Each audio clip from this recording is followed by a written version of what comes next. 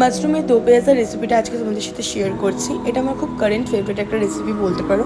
ভাবলাম তোমাদের সাথেও শেয়ার করি পুরো ভিডিওটা।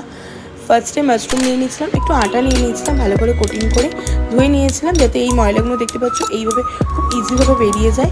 2-3 বার ধুয়ে নিলেই হয়ে যাবে। তারপর যেভাবে আমি মাশরুমগুলোকে কাটছি তোমরা সেইভাবেও কাট করতে পারো, বা তোমরা দুটো করে একটা মাশরুমে দুটো কিউবও রাখতে পারো।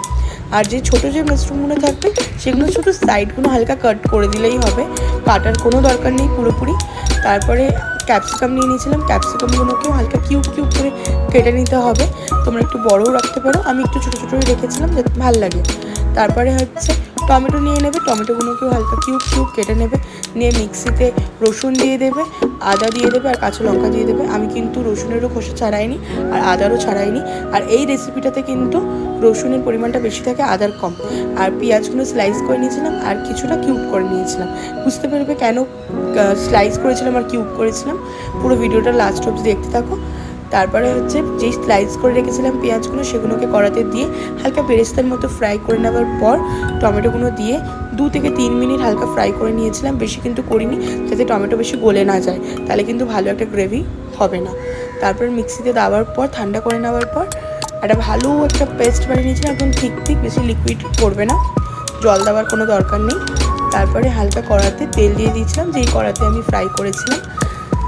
পেস্টটাকে দেওয়ার পর কিছুক্ষণ কুক করে নেবে। কুক করে নেওয়ার পর যখন একটু ভালো করে কুক হয়ে যাবে তারপরে কিন্তু একটু গুঁড়ো লঙ্কা দিয়ে দিয়েছিলাম, এটাকেও ভালো করে কুক করে নিয়েছিলাম। 1 মিনিটের সব কিছু আমি গ্যাপ রেখেছিলাম সব মশলার।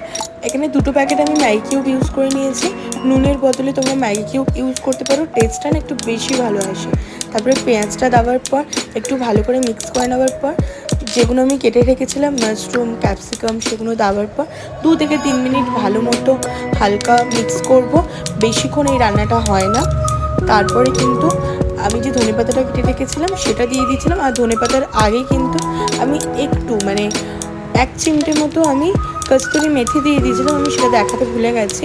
তারপরে একটু জল অল্প অল্প মতো জল মিক্স করে দিয়েছিলাম যাতে গ্রেভিটা একটুখানি ভালো ঠিক হয়। বাস, মাশরুম দো পেঁয়াজা রেডি।